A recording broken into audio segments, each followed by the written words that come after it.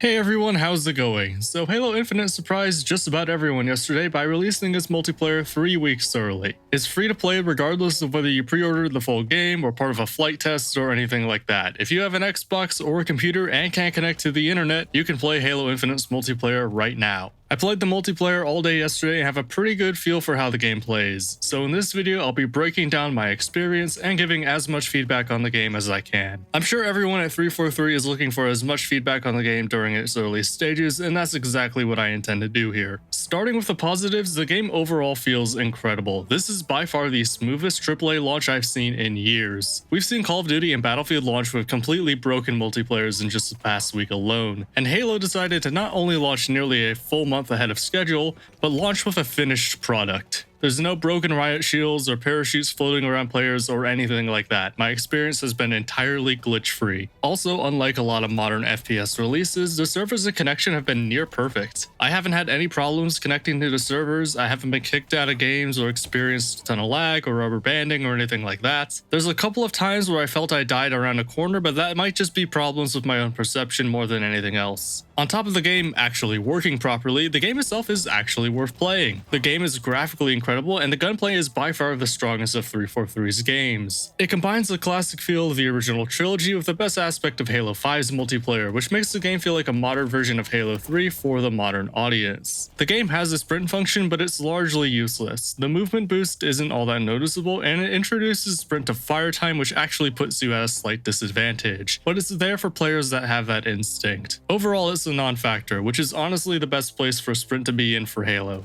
Overall, my reaction to Halo Infinite's multiplayer is incredibly positive, but there are a few flaws with this game that need to be pointed out. I have 5 things 343 needs to fix relatively quickly, and thankfully for us, most of these issues should be relatively easy to fix. By far, my biggest issue with Halo Infinite's multiplayer is the team balancing, or the lack thereof. In my own experience, the team balancing is straight up garbage in most cases. There's very few games I would consider close competitive games. Most of my games were completely lopsided. Either my team was getting destroyed or my team is destroying the enemy. Obviously, it's not fun to get hammered every single match, and while it can be fun to completely dominate another team from time to time, not facing a real challenge can get boring pretty quickly. For me, the best games are the ones where it comes down to the wire and everyone on both teams is contributing, and unfortunately I didn't get many of those. My guess is that Halo Infinite has some form of skill-based matchmaking, and there just isn't enough data on every player to accurately judge their skill, but regardless of what the cause is, the result genuinely makes it hard to continue playing. Another huge problem I have with the game is the way playlists are set up. Rather than being able to choose between a lobby of Slayer, Oddball, Capture the Flag, etc., you can only choose between 4 vs 4, Big Team Battle, a ranked playlist, and a bot playlist to warm up against computers. So if you want to play Slayer and only Slayer, you have to search for a 4v4 playlist, load into each and every game because the game doesn't tell you what the game mode is before you load into the match, and just hope it's Slayer. And if it's any other game mode you don't happen to like, you can either leave the match and put your team at a disadvantage, or play through the entire match and hope you get the game mode you want in the next match. I have no idea why 343 decided to structure playlists like this, but it wasn't a good call. I don't have a problem with mosh pit playlists, but there needs to be an option for each individual mode, or you're going to get players who leave every match that isn't Slayer or Oddball or whatever they're looking for, and that'll ruin the team balancing even more.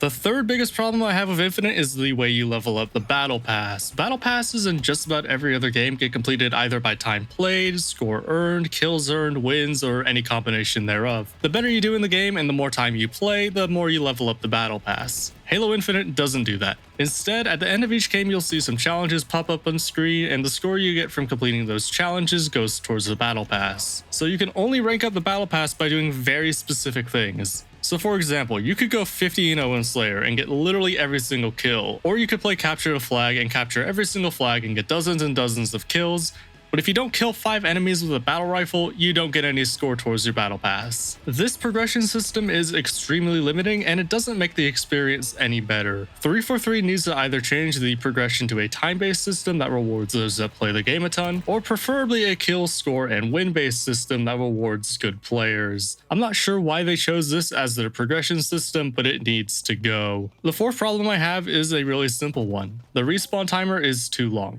In every single game mode, when you die, there is a respawn timer and it lasts 10 seconds. 10 seconds may not sound like a lot, but for context, here's what 10 seconds feels like.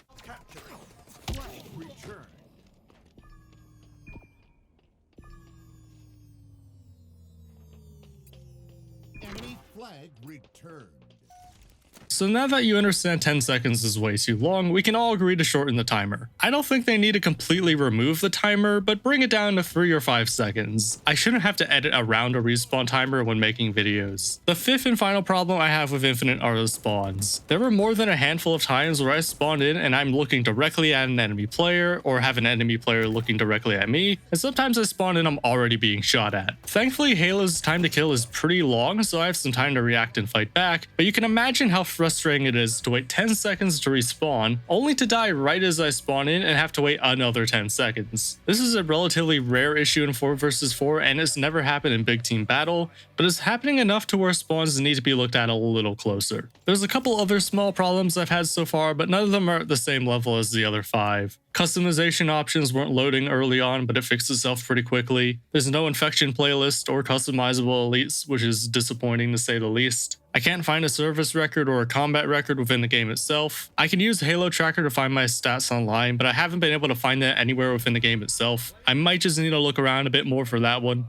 Of course, there's still no Forge World to make custom maps and games, but while that's disappointing, there's plenty here to hold us over until that's ready. I know most of this video has been spent talking about the things within Infinite's multiplayer that I didn't like. Of the big AAA shooters that have been released, this one is by far the best. Apart from the team balancing, everything else is more or less a minor annoyance, and I suspect the team balancing will improve significantly over the next week or two. And if for whatever reason it doesn't improve, you can always find a few guys to play with online, and then you shouldn't have any major problems. As far as the multiplayer side of things goes, this is easily the best Halo we've seen since Reach, or maybe even since Halo 3. I don't know if it will surpass any of the classic Bungie games yet. After all, it is only day 2, but the foundation here can definitely compete with those classic titles. But that's just my opinion on things. Of course, let me know what you think down in the comments below. Thanks for watching, like the video if you made it this far, subscribe to the channel if you want to see more, and I'll see you in the next video. Take care.